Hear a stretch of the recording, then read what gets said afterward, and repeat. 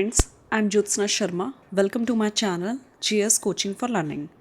Last classes में हमने chapter number 1, chapter number 2 NCERT social science class 6 का complete कर लिया है. आज हम स्टार्ट कर रहे हैं chapter number 3 landforms and life. तो लैंडफॉर्म्स जैसा कि आप जानते ही हैं, हर जगह कई जगह पे हमें माउंटेन्स दिखते हैं. लैंड पे हमें क्या क्या सरफेस दिखता है, लाइक हमें माउंटेन्स दिखते हैं, प्लेन एरियाज दिखता है, प्लेट्यूज दिखता है. तो इन सब के बारे में हम बात करेंगे. तो इंट्रोडक्शन की बात करते हैं. Humans like most mammals live on land.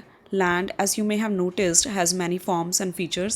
Its appearance changes a lot from one region to another.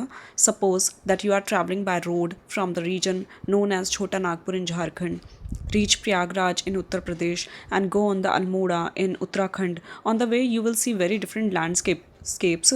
In fact, you will encounter 3 major landforms, which we will now explore. तो जैसे कि हम लोग ट्रैवल करते हैं, हम लैंड पे, ज़मीन पे चलते हैं, हम अलग अलग जगह पे जाते हैं, हमें अलग अलग फ़ीचर्स, अलग अलग फॉर्म्स दिखाई देते हैं. जहाँ पे एक रीजन से दूसरे रीजन पे जाने पे हमें बहुत सारे बदलाव देखने को मिलते हैं. जैसा अगर हम छोटा नागपुर झारखंड में चले जाएं तो वहाँ हमें प्लेट्यूज़ देखने को मिलता है. प्रयागराज यूपी में चले जाएँ तो हमें प्लेन एरियाज़ देखने को मिलता है.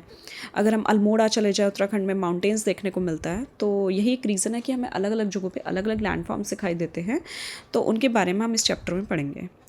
आइए बात करते हैं. साइड में लिखा हुआ है ऑल्टीट्यूड. ऑल्टीट्यूड क्या होता है? The height of an object sea above sea level. Example, the altitude of a mountain, the altitude of a bird और plane in the flight, the altitude of a satellite. जो भी height पे कोई object जब height पे होता है सी level से, तो उसको हम ऑल्टीट्यूड कहते हैं. ठीक है, आगे हम बात करते हैं.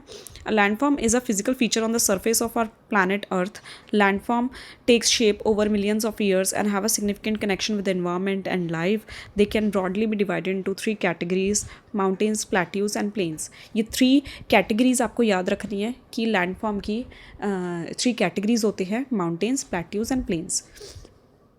These landforms have different climates and are home to a variety of flora and fauna. Humans have adopted to all landforms, but the number of people living on different kinds of landforms varies throughout the world.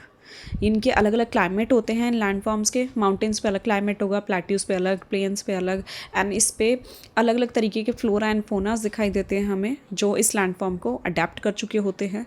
अलग अलग तरीके के इस पे लोग भी रहते हैं. तो आगे हम बात करते हैं माउंटेन्स की.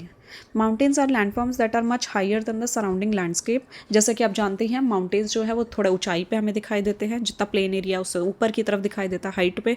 दे can be recognised by a broad base, steep slopes and a narrow summit. Depending on their height, some mountains are covered with snow. At lower altitudes, the snow melts every summer and turns into water that feeds rivers. At high altitudes, the snow may never melt, leaving the mountain permanently snow-capped. Other highlands with lower height, less steep slopes, and rounded tops are called hills. ठीक है, mountains जैसे कि आपको बताया plane से थोड़ा ऊपर की तरफ हाइट पे दिखाई देता है, एंड इनका स्टीप स्लोप होता है, नैरो समिट होता है, ब्रॉड बेस होता है, एंड इनकी हाइट पे डिपेंड करता है कि ये हमेशा स्नो से कवर रहेगा और या फिर ये मेल्ट हो जाएगा. ज़्यादा हाइट पे है तो स्नो से कवर रहता है. लोअर ऑल्टीट्यूड पे क्या होता है कि ये जो स्नो है, बर्फ़ जो है वो मेल्ट हो जाती है गर्मियों के आने पे, एंड फिर वो रिवर्स बन जाती हैं. हाई ऑल्टीट्यूड्स पे हम कभी स्नो मेल्ट नहीं होती, परमानेंटली स्नो कैप्ड होता है. एंड दूसरे हाईलैंड्स पे अगर हम देखें जहाँ की थोड़ी छोटी हाइट पे हो, लेस स्टीप स्लोप हो और राउंडेड टॉप्स हो, तो उनको हम हिल्स कहते हैं. ठीक है, माउंटेन्स से थोड़ा सा डिफरेंस होता है हिल्स में. हिल्स कम ऑल्टीट्यूड होता है, माउंटेन्स ज़्यादा ऑल्टीट्यूड पे होता है. इसमें हम बात करते हैं प्रेसिपिटेशन की. Water from the atmosphere reaching the ground in any form, rain, snow and hail are the most common forms of precipitation. Precipitation आप एक तरीके से याद रखना, बारिश जो रेनफॉल होती है उसको हम प्रेसिपिटेशन कहते हैं, जो अलग अलग तरीके की होती है. कई बार स्नो की फॉर्म में होता है, कई बार हेल की फॉर्म में होता है, कई बार रेन होता है, तो उसको हम प्रेसिपिटेशन कहते हैं. थिंक अबाउट इट में पढ़ते हैं. What is snow? Unless you live in Himalayan region such as Kashmir, Ladakh, Himachal Pradesh, Uttarakhand, Sikkim, Arunachal Pradesh, you may never have seen snow. In the rest of India, most precipitation is in the form of rain and hail, but at higher altitudes, if it is cold enough, snow will fall. covering the landscape in a soft and beautiful white blanket. Snow and hailstones are nothing but precipitation of water in a solid state. जैसे कि आप जानते हैं कि Himalayan reason, जब हम ज़्यादा ऊपर की साइड देखते हैं, ये हिमाचल प्रदेश, लद्दाख, उत्तराखंड, जहाँ बर्फ़ दिखाई देती है, हमें आइस दिखाई देती है, स्नो दिखाई देता है, तो इन जगहों पे हमने कभी भी देखा नहीं है कि स्नो जो है वो मेल्ट हो रही है। लेकिन बाकी जगहों पे हम देखते हैं प्रेसिपिटेशन जो होती है वो रेन की फॉर्म में होता है, हेल की ओले तक गिर जाते हैं। हायर ऑल्टीट्यूड्स पे हमने देखा है जो स्नोफॉल हो जाता है। तो ये बहुत ब्यूटीफुल एक वाइट ब्लैंकेट की तरह, एक वाइट चादर की तरह पूरा बिछ जाती है बर्फ़।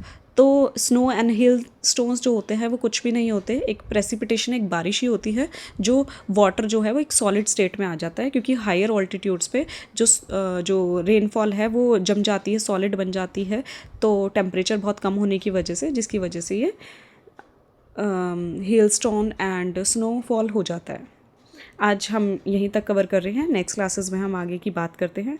Thank you so much. अगर आपको मेरी वीडियोस पसंद आ रही हैं तो प्लीज़ लाइक कीजिए एंड सब्सक्राइब कीजिए। Thank you.